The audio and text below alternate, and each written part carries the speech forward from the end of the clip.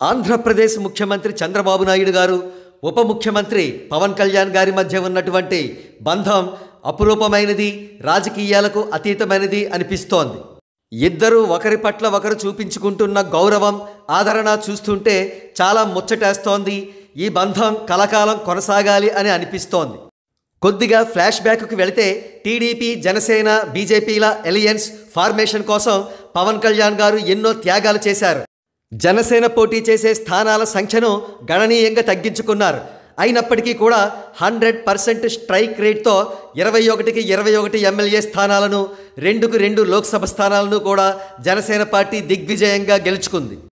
కాగా పవన్ కళ్యాణ్ గారు చేసిన మహోన్నతమైన త్యాగాలను చంద్రబాబు నాయుడు గారు గుర్తించి సముచిత రీతిన ఆయనను గౌరవిస్తున్నారు. సముచిత రీతి అనేది చాలా చిన్న పదమే అవుతుంది. అత్యద్భుతమైన స్థాయిలోనే పవన్ కళ్యాణ్ గారికి తగిన రెస్పెక్ట్ను ఇస్తున్నారు చంద్రబాబు నాయుడు గారు. అందులో భాగంగా వచ్చిన లేటెస్ట్ డెవలప్మెంట్ ఇది. ప్రతి గవర్నమెంట్ ఆఫీస్లోనూ కూడా సీఎం ఫోటో ఉండడం అనేది రివాజు. అయితే ఇక నుండి సీఎం చంద్రబాబు నాయుడు గారి ఆదేశాల మేరకు ఆంధ్రప్రదేశ్ రాష్ట్రంలోని అన్ని గవర్నమెంట్ ఆఫీసుల్లోనూ కూడా సీఎం గారి ఫోటో ప్రక్కనే డిప్యూటీ సీఎం పవన్ కళ్యాణ్ గారి ఫోటో కూడా ఉండబోతోంది. ఇది నిజంగానే చాలా అద్భుతమైన గౌరవం. జన సైనికులు, మెగా ఫ్యాన్స్ గర్వంతో కాలర్లు ఎగరవేసే స్థాయి లాంటి గౌరవం.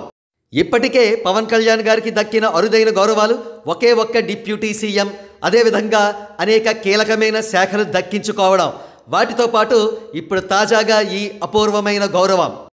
అందుకే ఈ ఆనందం, ఈ గర్వం జన సైనికుల గుండెల నిండా ఉంది. చంద్రబాబు నాయుడు గారు, పవన్ కళ్యాణ్ గారుల బంధం చిరస్థాయిగా నిలవాలని వారు కోరుకుంటున్నారు.